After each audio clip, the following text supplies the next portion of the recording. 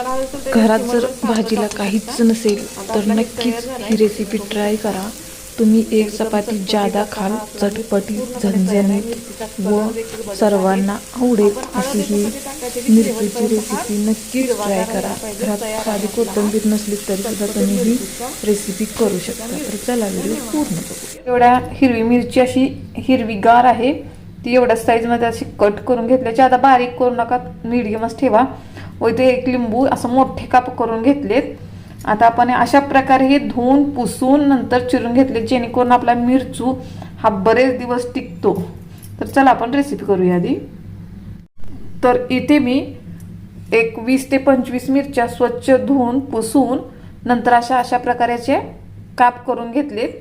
अशा प्रकारे ज्यादा मोठेही नाहीत व ज्यादा बारीकही नाही। त्याच्याबरोबर एक लिंबू हा थोडासा सुकलेला होता, हा असा मोठा काप करून घेतलेत। ह्याची पण बारीक अशा फोडी करायच्या नाहीत। तर आता आपण रेसिपी करूया। आता इथे गॅसवरती मी कढई गरम करण्यासाठी ठेवली आहे। त्याच्यात आपण किटल्यातील 2 पळे तेल ओतून घेऊया। तेल थोडंसं जादा वापरायचं, जेणेकरून आपला मिरचू हा बरेच दिवस टिकतो। तेल छान असं गरम होऊ द्यायचं। तेल गरम झाल्यानंतर त्याच्यात आपण ही फक्त मिरची टाकून घेऊया। मिरची टाकल्यानंतर साधारणतः आपल्याला 1 मिनिटभर हलवून घ्यायचं आहे। त्याच्यात आता आपण जेवढी आपली मिरची आहे तेवढी शेंगदाणे टाकून घेऊया व मीठ टाकून घेऊया, जेणेकरून मिरची उडणार नाही। व आता आपल्याला हे चांगलं भाजून घ्यायचं आहे। चांगली मिरची भाजल्यानंतरच आपला मिरची खूप छान लागतो।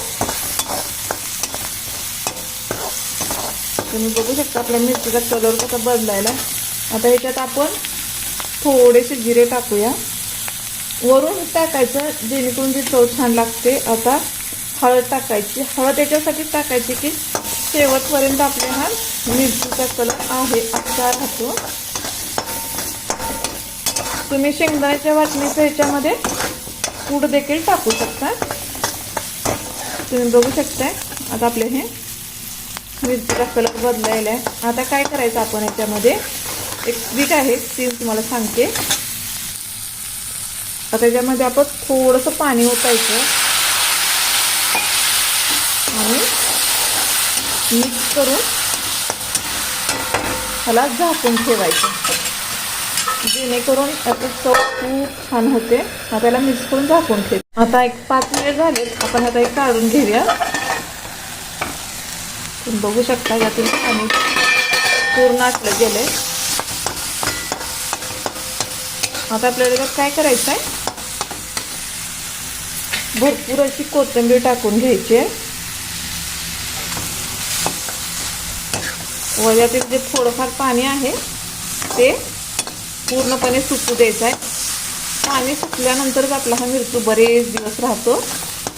खूप छान लागते याची चव, आंबट, गोड, तिखट अशी। शेंगदाण्यामुळे याचा तिखटपणा कमी होतो, लिंबूमुळे चटपटीत होतं। तुम्हाला हवं असेल त्याच्यात चिमटभर साखर टाकू शकता। आता आपला ही तयार झाला आहे, तुम्ही बघू शकता एकदम चटपटीत असा हा आपला मिरची पूर्णपणे तयार आहे। मिरचीचा कलर देखील बदलला आहे। आपण हळद याच्यासाठी टाकायचे की शेवटपर्यंत हा हिरवागार राहिला पाहिजे। तयार आहे आपला हा चटपटीत मिरची। धन्यवाद।